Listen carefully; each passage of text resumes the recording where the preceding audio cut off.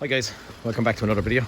We have a Skoda Fabia VRS here today, and she's a non-start. We went out for a pickup and it won't start.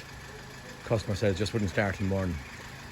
We do know, and we have deciphered that we have no fuel coming, and the other thing that we have is we have no fault codes in engine management, so we've no codes here. We have connected our scan tool prior, ignition's on, etc., but we have no codes.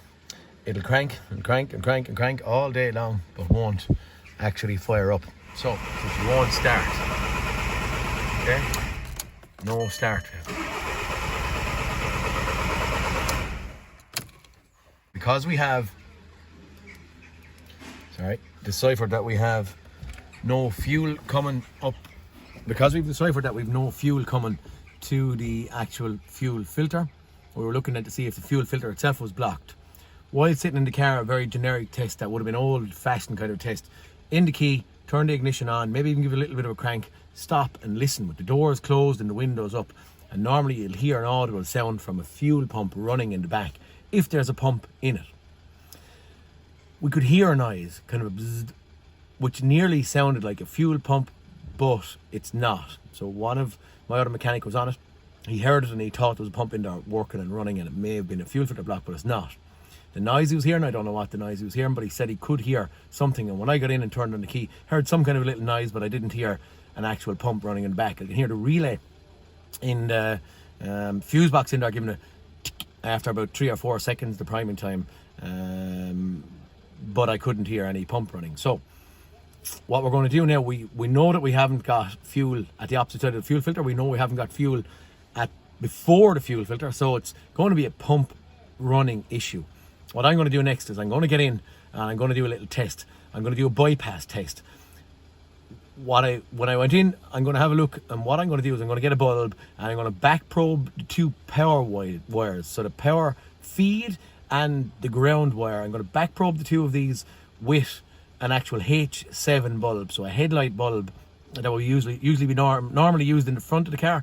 We've just got a block connector, 2 banana jacks on it, and I'm putting back probing pins on it. I'm going to stick them in to the 2 control wires at the fuel pump. I'm going to cycle the key off, I'm going to cycle the key on, and when I do that, not the fuel pump, but the bulb should light to prove my wiring integrity from, whether it's the internal fuse box, I don't know. I didn't see a wiring diagram on this, and I'm not concerned with a wiring diagram right now. All I'm concerned with is my wiring integrity at my fuel pump.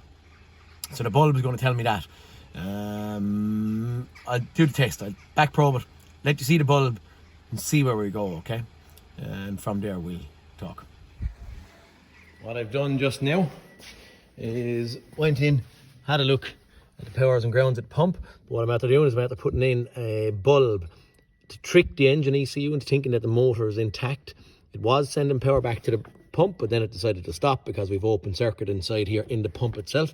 So I'm just going to show what very basic, very easy. Cycle the key on. I'm going to cycle the key on, but while we're doing that, I'm going to look at the light. Okay, you can see the lighting. What that was a priming time for the fuel pump to run, and it runs the bulb, lights the bulb instead of running the pump. Okay guys, after we proved our wiring integrity to the pump being intact, what we've done is I have taken out the actual fuel pump and we tried to run it via power probe.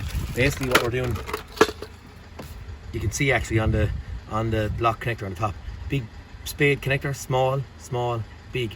So the 2 external or outside ones are for power and ground. They're the ones that I back probed with my test light. The 2 center ones are for the fuel gauge. That little float is for the fuel gauge, and the fuel pump is sitting in there with these 2. That's not very good. With these 2 pins on it.